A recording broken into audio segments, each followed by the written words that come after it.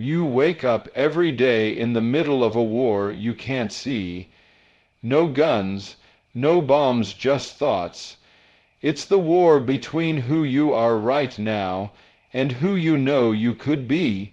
Every doubt, every fear, every voice telling you you're not enough, that's the battlefield.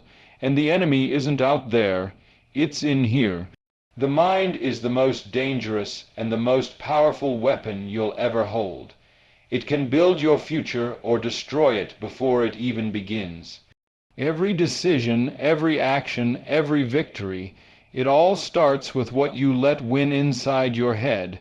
Your mind will believe the story you repeat the most. It doesn't matter if that story is true, half true, or a complete lie. If you tell it enough times, your mind will take it as reality. This is how human psychology works. Repetition carves grooves into your thinking, like a river cutting a path through rock. Once that groove is deep enough, thoughts flow there automatically. You don't even have to try. This is why people can live decades believing they are not enough, not capable, not worthy, simply because they've been repeating that story since childhood. It might have started with something someone else said, a parent, a teacher, a friend. Maybe it was one moment where you failed and you decided that failure defined you. Or maybe it wasn't even your own voice at first. It was theirs. But over time you picked it up and made it yours. And once you start saying it to yourself, it's as good as fact. The thing about the mind is that it doesn't filter truth from falsehood. It doesn't check the credibility of your thoughts like a journalist. It simply accepts what you feed it. If you wake up every morning and tell yourself you're lazy, your mind will find ways to prove you right. It will notice the moments you procrastinate, the times you don't get things done, and it will conveniently ignore all the moments where you were disciplined. The mind loves consistency. It will gather evidence to support the story you've chosen to believe. The same works in reverse. If you start telling yourself you're capable, disciplined, and resilient, your mind will start searching for proof of that instead. And it will find it, not because it magically changes reality overnight, but because your focus changes. You start noticing opportunities to be that person. You start taking actions that align with that story. And over time, those actions become habits, and those habits become your life. This is why people trapped in a negative self-image often can't see their own progress. They might have accomplished something remarkable, but because their inner story says, "I'm not good enough," they dismiss it. They chalk it up to luck, or someone else's help, or a fluke. They never take ownership of their wins because that would contradict the story they've been telling. And when something contradicts the story, the mind feels uncomfortable. It doesn't like discomfort. It wants to go back to what feels familiar, even if that familiarity is hurting you. You can see this in every area of life. Someone who believes they are bad with money will sabotage every chance they get to build wealth. They'll waste opportunities, make reckless choices, or avoid learning about finances altogether, not because they can't do it, but because their story says, "I'm just bad with money." Someone who believes they're unlovable will push away healthy relationships, chase people who treat them badly, or stay single for years. Not because they're truly unlovable, but because their mind works tirelessly to confirm the story they keep repeating. This is the battle of the mind, not between truth and lies, but between the story you've accepted and the one you could choose instead. Most people don't even realize they have a choice. They think their thoughts are facts. But thoughts are not facts. They are narratives, interpretations, and scripts you've been running for years. And the more you rehearse them, the stronger they get. Your brain actually rewires itself to support whatever story you live in. It builds neural pathways that make certain patterns automatic. So if your story is that you're weak, those pathways will get stronger every time you act or think in a way that confirms that. If your story is that you're powerful, those pathways will strengthen every time you act in alignment with it. This is why change feels so hard at first. You're not just fighting habits, you're fighting a story that has been repeated thousands of times. When you try to tell yourself something new, your mind resists. It feels unnatural. The old story is loud, confident, and familiar. The new story feels quiet, shaky, and unconvincing, but that's just because it hasn't been repeated enough. The same way a path through a forest gets clearer the more it's walked on. Your mind needs repetition to clear the path for a new story. At first, it feels like you're forcing it. But over time, what was once forced becomes normal, and what was once normal starts to feel foreign. If you've been telling yourself a story for years, you can't expect to erase it in a week. The battle isn't won with one big moment. It's won with small, daily repetitions. Words you say to yourself in the mirror, thoughts you choose to replace, actions you take even when the old story tells you not to. This is why self-talk is so powerful. It's not about cheesy affirmations that you don't believe. It's about deliberately feeding your mind a version of yourself you want to grow into. At first, it might feel like you're lying to yourself. That's normal, but remember, you've been lying to yourself with a negative story for years. If you were willing to believe the lie that you're not enough, you can be just as willing to believe the truth that you are. Every day, you are either strengthening the old story or building a new one. The mind doesn't stay neutral, it's always moving toward whatever you repeat the most. The question is whether that repetition is lifting you or limiting you. Your story shapes the way you interpret the world, the way you see yourself, and the way you respond to challenges. If your story says you always fail, then every setback becomes proof that you were right.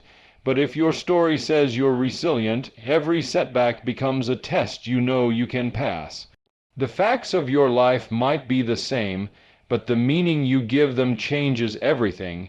Your mind is a stage, and the story you choose to put in the spotlight will dominate the performance. The more you rehearse it, the more convincing it becomes not just to others, but to you. And once you believe it, you will live it without even realizing it. Every thought you entertain is either building you or breaking you. Thoughts are not neutral, they are architects.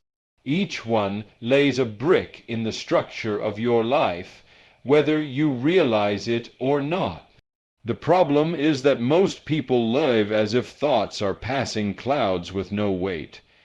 But in reality, they are seeds. Some seeds grow into towering trees that give shelter and strength. Others grow into weeds that choke out every good thing trying to bloom. Every single day, from the moment you open your eyes, your mind is flooded with choices. Which thoughts to hold onto and which ones to let go. The ones you hold onto you water, and what you water grows. When a thought enters your mind, it carries energy.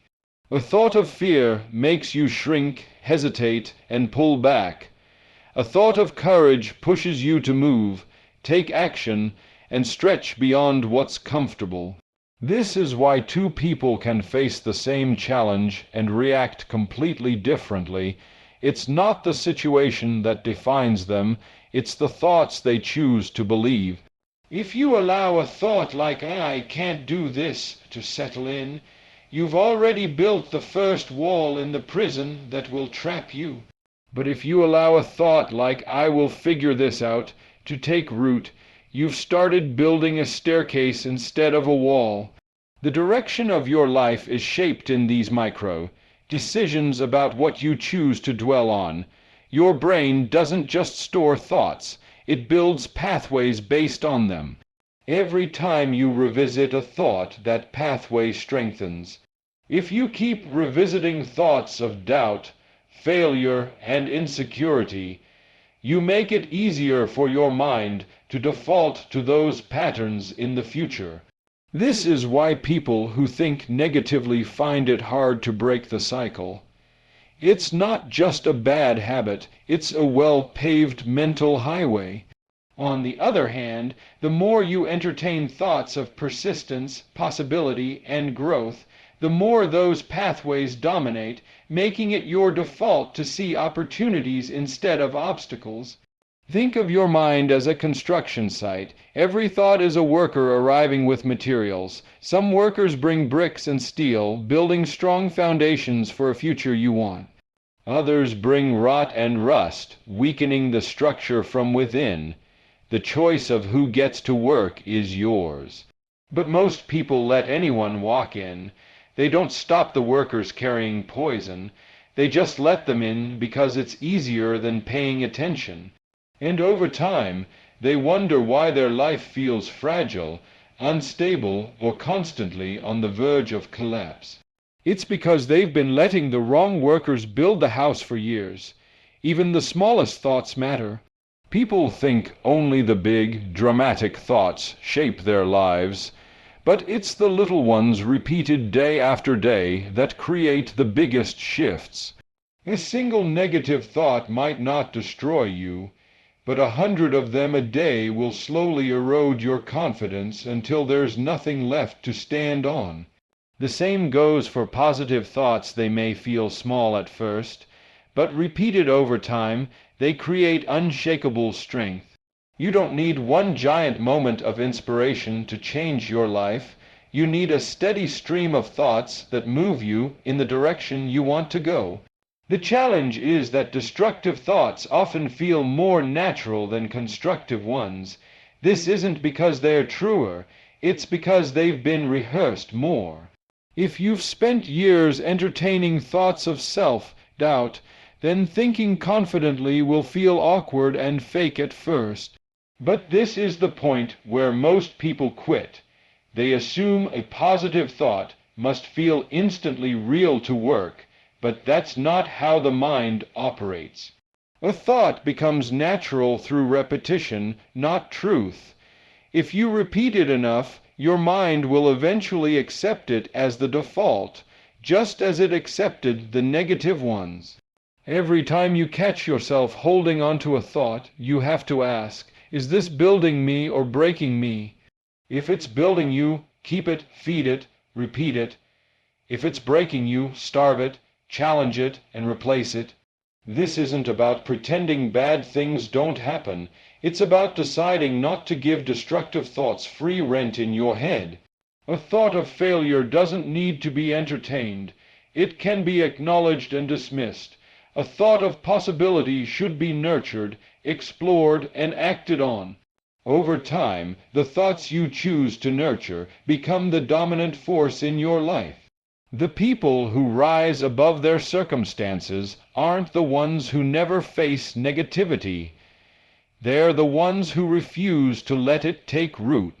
They've trained themselves to recognize the difference between a thought that serves them and one that sabotages them. And when the wrong thoughts come knocking, they don't invite them in for coffee. They shut the door and redirect their focus to the thoughts that align with the life they want to create. Your mind is never idle.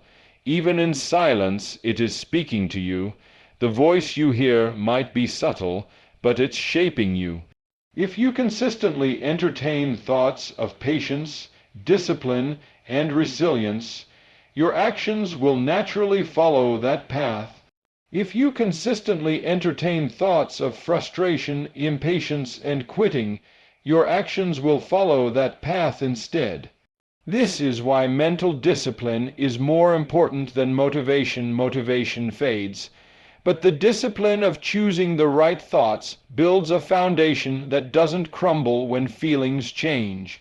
There's always a gap between the thought you have and the action you take, and that gap is where you decide who wins.